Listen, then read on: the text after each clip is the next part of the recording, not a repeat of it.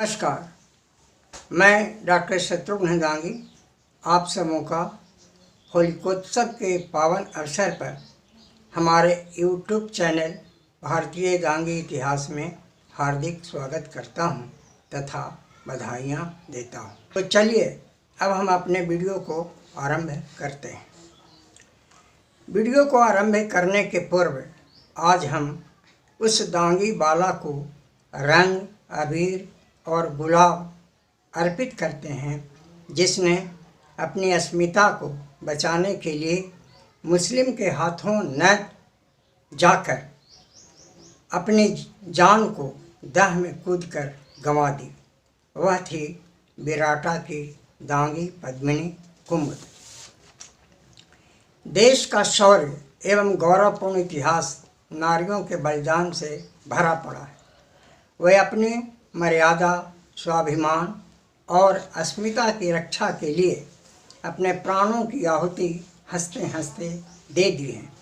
इसी कड़ी में आज हम याद करते हैं बुंदेलखंड की एक ग्राम बाला कुमुद जो बिराटा की पद्मिनी नाम से जग प्रसिद्ध हुई।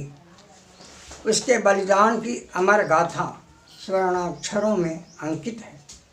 बुंदेलखंड की यह ग्राम्य दांगी बाला ने न केवल बुंदेलखंड की यह बल्कि समस्त दांगी की अस्मिता, गौरव और शान बढ़ाने का कार्य की है। नारी चरित्र की रक्षा और मुगल शासक की बाहों से बचने के लिए उसने अपने प्राणों की आहुति पास में प्रवाहित हो रहे नदी में कूदकर दे दी थी। 18वीं सदी की बात है। यह घटना हिंदू समाज को आघात पहुंचाने वाले मुगल शासकों के प्रति प्रतिरोध का एक सुंदर उदाहरण भी ही नहीं वरन मुगलों की बर्बरता का पर एक करारा तमाचा भी है।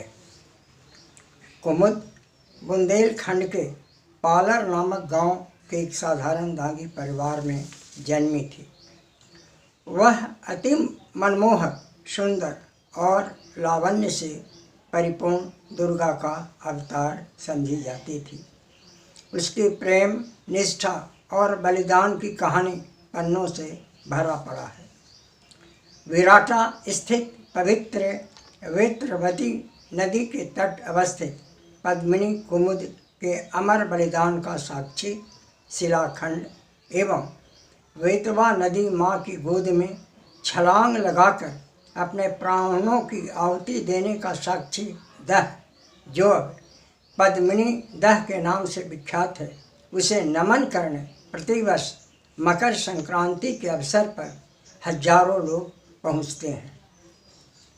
बुंदेलखंड की वीरता, अस्मिता, संस्कृति और मुस्लिमों द्वारा हिंदू भावना को आघात पहुंचाने वाली क्रूर कारनामों का एक ग्राम दांगी बाला द्वारा नाकामयाब कर देने का स्त्री जगत के लिए यह एक अति सुंदर उदाहरण भी है।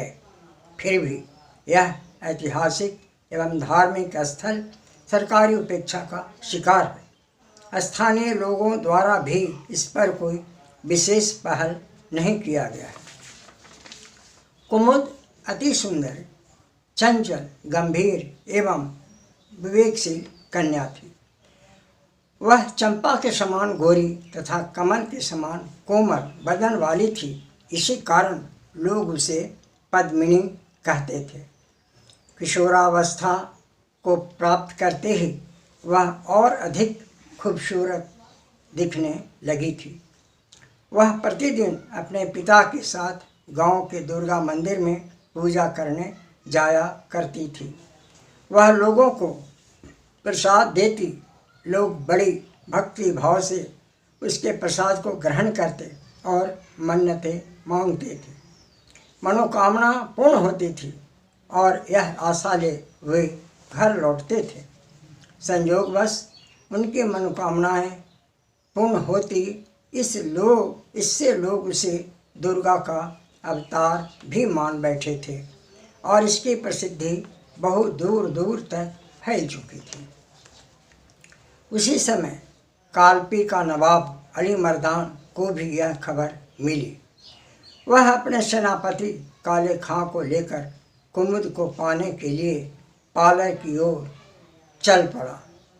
यह खबर सुनकर कुमुद के पिता ने उसे सुरक्षित स्थान समझकर विराटा, जहाँ का राजा सफदर सिंह दांगी एक सशक्त राजा के रूप में प्रतिष्ठित और प्रसिद्ध थे, वहाँ रातों रात वह कुमुद को लेकर चले गए।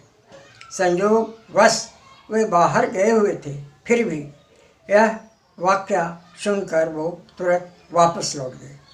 अली मर्दान भी कुमुद को विराटा में रहने का समाचार सुनकर सेना सहित विराटा राज के पास रामनगर गांव में उसे डेरा डालकर गोलों की वर्षा करने लगा। लगातार करीब 1 सप्ताह तक घोर युद्ध होता रहा।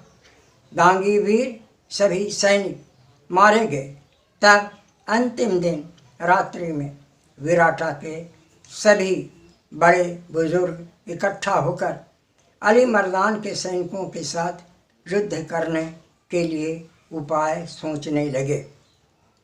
उन दिनों हिंदू सैनिकों के लिए केसरिया बाना पहनना आवश्यक था। अतः अब समस्या आई कि दांगियों के पास तो कोई सैनिक बाना केसरिया था नहीं। तब सभा में से एक बुजुर्ग टोकले ने कहा कि हमारे सभी घरों में हल्दी तो है, उसी से अपने वस्त्रों को रंगकर केसरिया बाना बना लेंगे और मुस्लिम सैनिकों का करारा युद्ध कर शिकस्त करेंगे। दूसरे दिन सभी विराटा के दांगी बड़े बुजुर्ग केसरिया बाना धारण कर युद्ध करने को मैदान में उतर गए।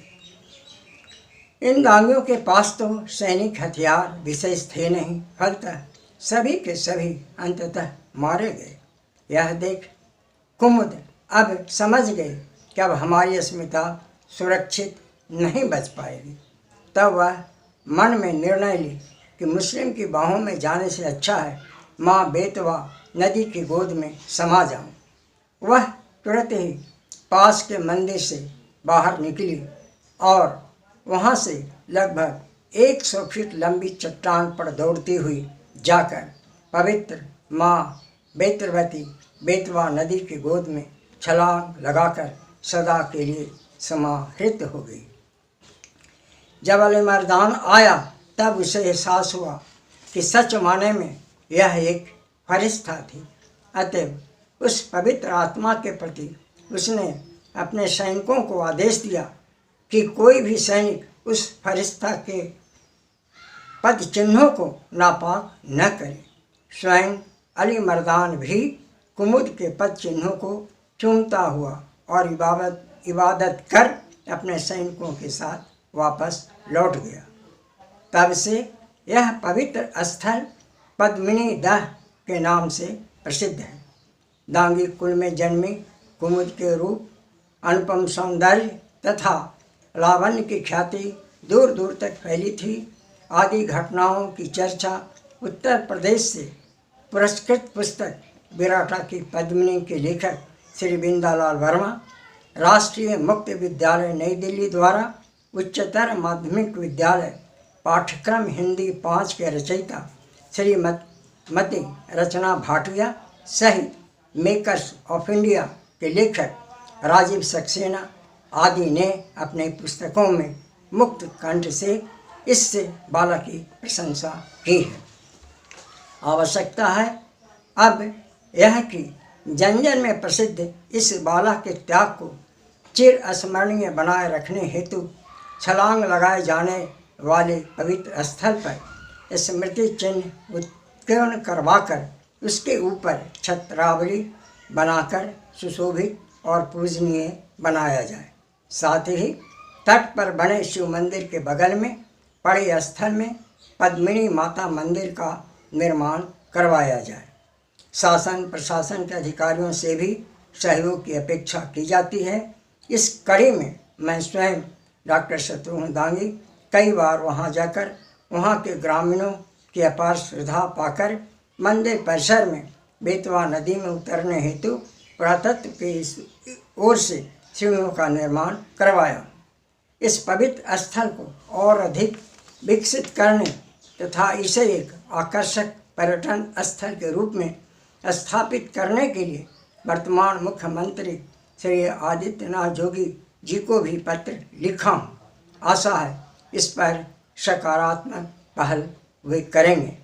अपने शुभेच्छुओं से भी निवेदन है कि मंदिर निर्माण, प्रतिमा निर्माण तथा पद चिन्ह छत्रावली के लिए अपना योगदान देकर भारत का एक अविस्मरणीय मंदिर का निर्माण करें।